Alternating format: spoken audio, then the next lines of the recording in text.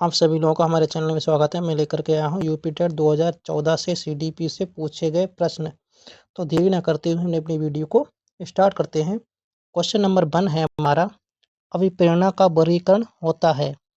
Option A स्वाभाविक और कृत्रिम, ऑप्शन बी जन्मजात तथा अर्जित, ऑप्शन सी कम महत्वपूर्ण तथा अधिक महत्वपूर्ण, ऑप्शन डी अभिप्रेरणा तथा प्रलोभन।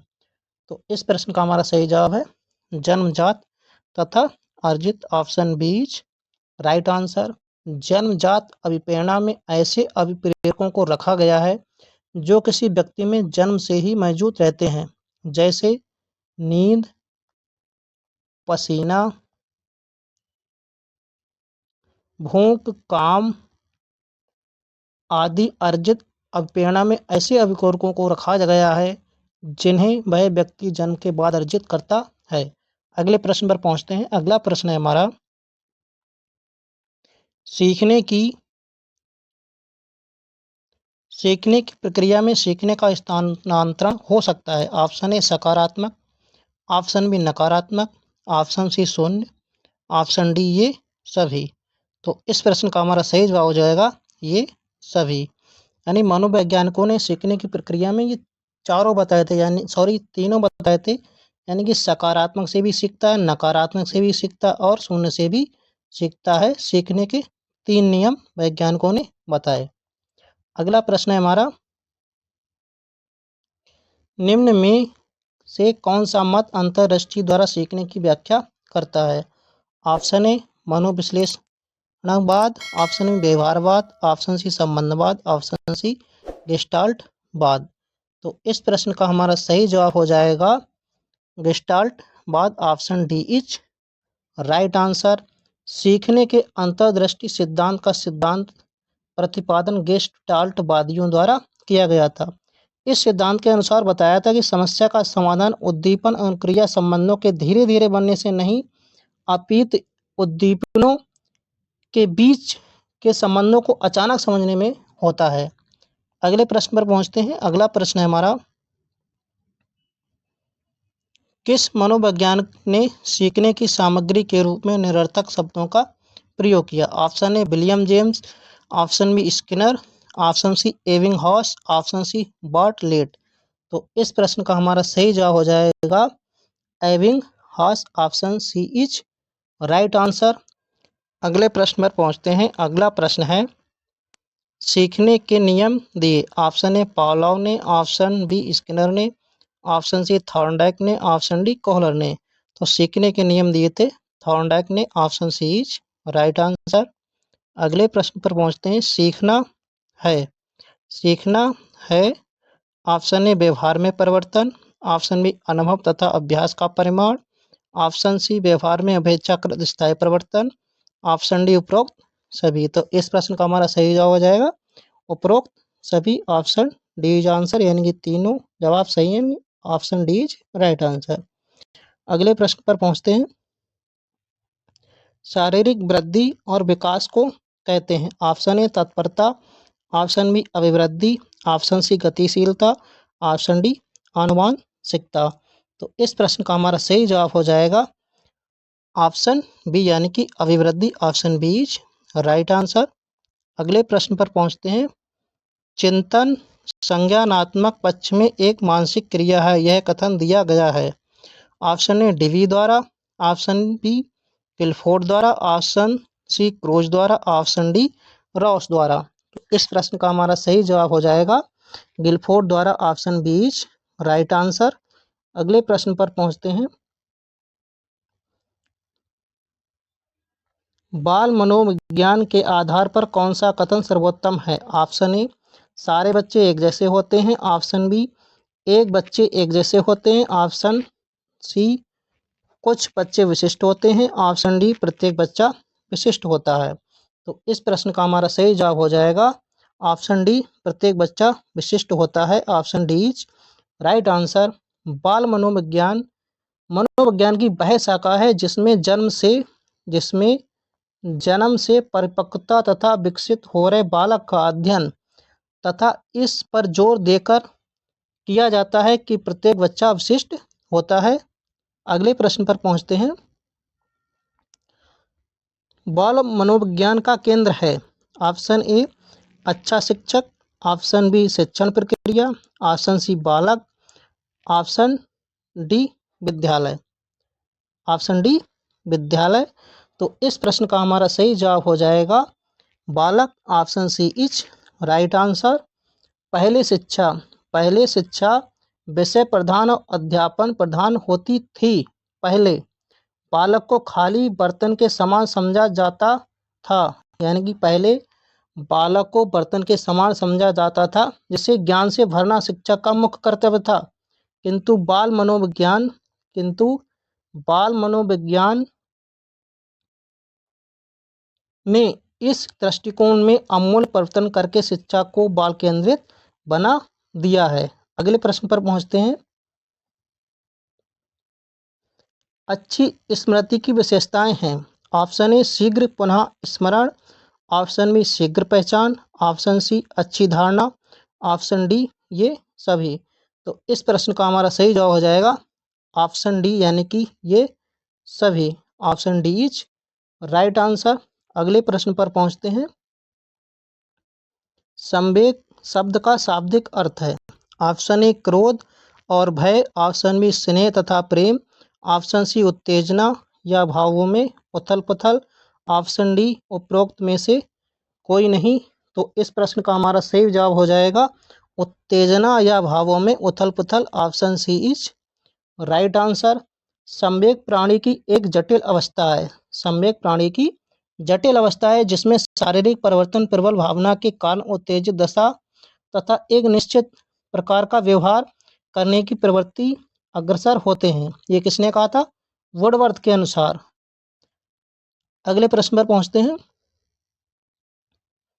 कौशल सीखने की पहली अवस्था है। ऑप्शन ए यथार्थता, ऑप्शन बी कल्पनाशीलता, ऑप्शन सी समन्वय, ऑप्शन डी अनुकरण। तो इस प्रश्न का हमारा सही जवाब हो जाएगा अनुकरण सीखने की पहली अवस्था है। Option D is right answer.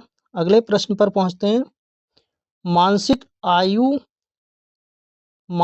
आयु के प्रत्यय का सर्वोत्तम प्रयोग किया। Option A Thorndike, option B Guilford, option C Spearman, option D विने साइमन। तो इस प्रश्न का हमारा सही जवाब हो जाएगा ऑप्शन डी विने Simon. Option D is right answer. मानसिक आयु का प्रयोग बुद्धि मापने में किया जाता है। मानसिक आयु का प्रयोग बुद्धि मापने में किया जाता है। इस संप्रत्यय का प्रतिपादन सर्वप्रथम विने तथा साइमन के द्वारा किया गया था। अगले प्रश्न पर पहुंचते हैं।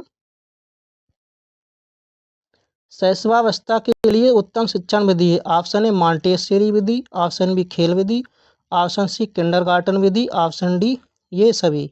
तो इस प्रश्न का हमारा सही जवाब हो जाएगा ऑप्शन डी ये सभी। Option D is right answer. अगले प्रश्न पर पहुंचते हैं। बाल विकास में ऑप्शन ए प्रक्रिया पर बल है, ऑप्शन बी वातावरण एवं अनुभव की भूमिका पर बल है, ऑप्शन सी गर्भावस्था से किशोरावस्था तक का अध्ययन होता है, ऑप्शन डी उपरोक्त सभी पर। तो इस प्रश्न का हमारा सही जवाब हो जाएगा उपरोक्त सभी पर। Option D is right answer. बाल विकास मनोविज्ञान की एक महत्वपूर्ण उपयोगी तथा समाज एवं राष्ट्र के लिए कल्याणकारी शाखा है, जिसमें गर्भावस्था से किशोरावस्था तक के अध्ययन हेतु वातावरण एवं अनुभव की भूमिका एवं प्रक्रिया पर बल दिया जाता है। बाल विकास का अध्ययन क्षेत्र है। ऑप्शन ए बाल विकास की विभिन्न अवस्थाओं का अध्ययन, ऑप्शन बी वातावरण का बाल विकास पर पड़ने वाले प्रभावों का अध्ययन, ऑप्शन सी व्यक्ति विभिन्नताओं का अध्ययन, ऑप्शन डी उपरोक्त सभी। तो इस प्रश्न का हमारा सही जवाब हो जाएगा ऑप्शन डी उपरोक्त सभी। Option D is right answer. Option D is right answer. अगले प्रश्न पर पहुंचते हैं। अगला प्रश्न है सर्वाधिक उपयुक्त जीवित सर्वाइवल ऑफ द फिटेस्ट रहता है का सिद्धांत है। ऑप्शन ए हैरिसन का, ऑप्शन बी डार्विन का, ऑप्शन सी लैमार्क का, ऑप्शन डी मैकडूगल का। तो इस प्रश्न का हमारा सही जवाब है डार्विन का। Option B is right answer. सर्वाधिक उपयुक्त जीवित रहता है, यह सिद्धांत डार्विन द्वारा प्रतिपादित किया गया था। Option B is right answer. अगले प्रश्न पर पहुंचते हैं। विने साइमन परीक्षण द्वारा मापन किया जाता है। ऑप्शन ए सामान्य बुद्धि का, ऑप्शन बी विशिष्ट बुद्धि का, ऑप्शन सी अवृद्धि का, ऑप्शन डी अभिक्षमता का। तो इस प्रश्न का हमारा सही जवाब हो जाएगा विशिष्ट बुद्धि का, option B is right answer. यह बुद्धि का एक कारक सिद्धांत है। यह बुद्धि का एक कारक सिद्धांत है जिसका प्रतिपादन बिने ने किया था। इस सिद्धांत को आगे बढ़ाने का श्रेय टर्मन, आगे बढ़ाने का श्रेय टर्मन और स्टेटर्न जैसे विद्वानों को जाता है। अगले प्रश्न पर पहुंचते हैं। अगला प्रश्न है, संवेगात्मक विकास को प्रभावित करने वाले कारक हैं। ऑप्शन ए शारीरिक स्वास्थ्य, ऑप्शन बी मानसिक योग्यता, ऑप्शन सी थकान, ऑप्शन डी ये सभी। तो इस प्रश्न का हमारा सही जवाब हो जाएगा ये सभी, option D is right answer. अगले प्रश्न पर पहुंचते हैं। अगला प्रश्न है, सामाजिक प्रत्याशाओं के अनुरूप व्यवहार की योग्यता का अधिगम सामाजिक विकास कहा जाता है। उक्त कथन है। ऑप्शन ए हरलाक का, ऑप्शन बी टीपीनन का, ऑप्शन सी मैकडूगल का, ऑप्शन डी राउस का। तो इस प्रश्न का हमारा सही जवाब हो जाएगा हरलाक का, option A is right answer. प्रस्तुत कथन हरलाक के द्वारा कहा गया था। हरलाक ने 1964 में समाजीकरण की उपक्रिया भी बताई थी। अगले प्रश्न पर पहुंचते हैं। सीखने का सर्वाधिक उपयुक्त अर्थ है। ऑप्शन ए कौशल अर्जन, ऑप्शन बी ज्ञानार्जन, ऑप्शन सी व्यवहार में परिमार्जन, ऑप्शन डी वैयक्तिक समायोजन। तो इस प्रश्न का हमारा सही जवाब हो जाएगा व्यवहार में परिमार्जन, option C is right answer.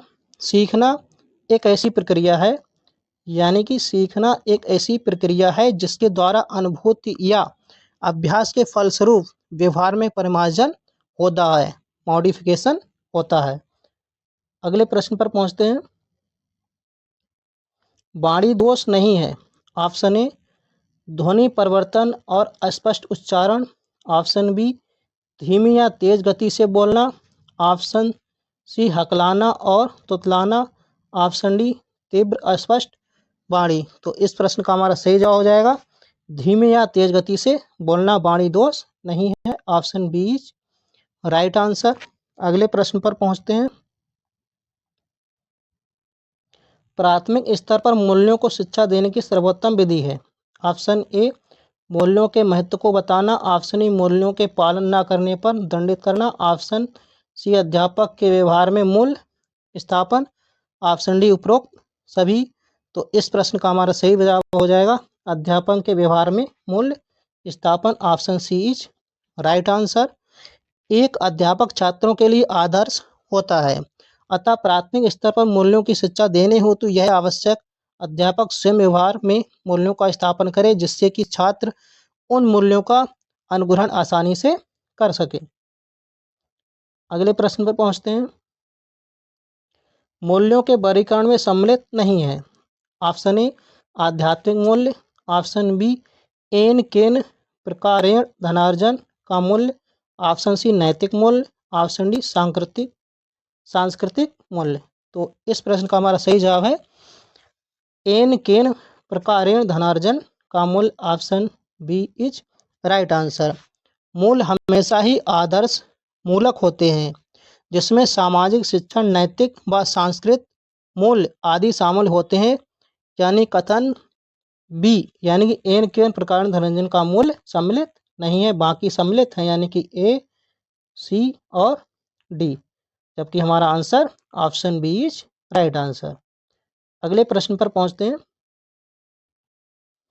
व्यक्तित्व के संगठन का स्वरूप है। ऑप्शन ए सामाजिक आर्थिक, ऑप्शन बी मनोवैज्ञानिक शारीरिक, ऑप्शन सी सामाजिक राजनीतिक, ऑप्शन डी मनोवैज्ञानिक आध्यात्मिक। तो इस प्रश्न का हमारा सही जवाब हो जाएगा मनोवैज्ञानिक शारीरिक, option B is right answer. व्यक्तित्व एक ऐसा तंत्र है जिसमें मानसिक, फिजिकल, लॉजिकल तथा शारीरिक दोनों ही पक्ष होते हैं। यह पूर्णतया ना तो शारीरिक होता है और ना ही मानसिक, अपितु इन दोनों पक्षों का मिश्रण होता है, यानी मनोवैज्ञानिक और शारीरिक। अगले प्रश्न पर पहुंचते हैं। अगला प्रश्न है, आत्मकेंद्रित व्यक्ति होता है? ऑप्शन ए अंतर्मुखी, ऑप्शन बी उभयमुखी, ऑप्शन सी बहिर्मुखी, ऑप्शन डी सामाजिक निर्भर। तो इस प्रश्न का हमारा सही जवाब हो जाएगा अंतर्मुखी, option A is right answer. यानी कि आत्मकेंद्रता। आत्मकेंद्रता अंतर्मुखी व्यक्तित्व का एक प्रमुख गुण है। ऐसे व्यक्ति अकेले रहना अधिक पसंद करते हैं तथा इनकी दोस्ती कुछ ही लोगों तक सीमित रहती है।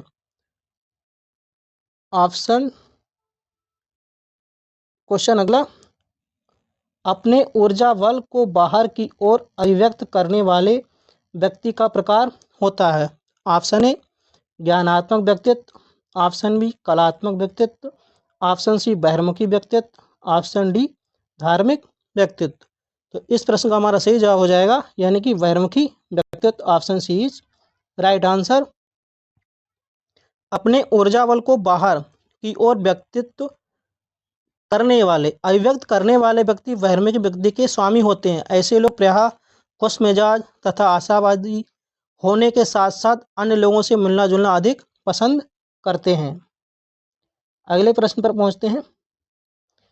कक्षा 4 का एक बच्चा सदैव चिंतित और कुंठित रहता है। आप ऑप्शन ए उसके अभिभावक से शिकायत करेंगे, मनोचिकित्सक के पास ले जाएंगे, ऑप्शन सी स्वयं परामर्शदाता की भूमिका का निर्वाह करेंगे, ऑप्शन डी उसे उसके भाग पर छोड़ देंगे।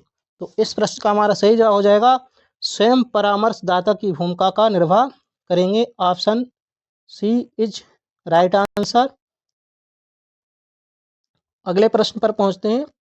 अगला प्रश्न है, भाषा विकास का सिद्धांत नहीं है। ऑप्शन ए अनुबंधन का सिद्धांत, ऑप्शन बी अनुकरण का सिद्धांत, ऑप्शन सी अतिरिक्त शक्ति का सिद्धांत, ऑप्शन डी परिपक्वता का सिद्धांत। तो इस प्रश्न का हमारा सही जवाब है अतिरिक्त शक्ति का सिद्धांत, option C is right answer.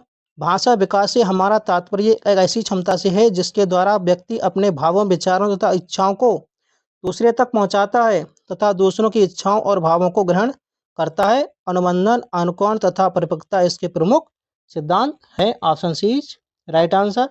अगर आपको ये वीडियो अच्छा लगा हो तो वीडियो को लाइक और चैनल को सब्सक्राइब करना ना भूलें। ये वीडियो देखने के लिए आप सभी लोगों का धन्यवाद।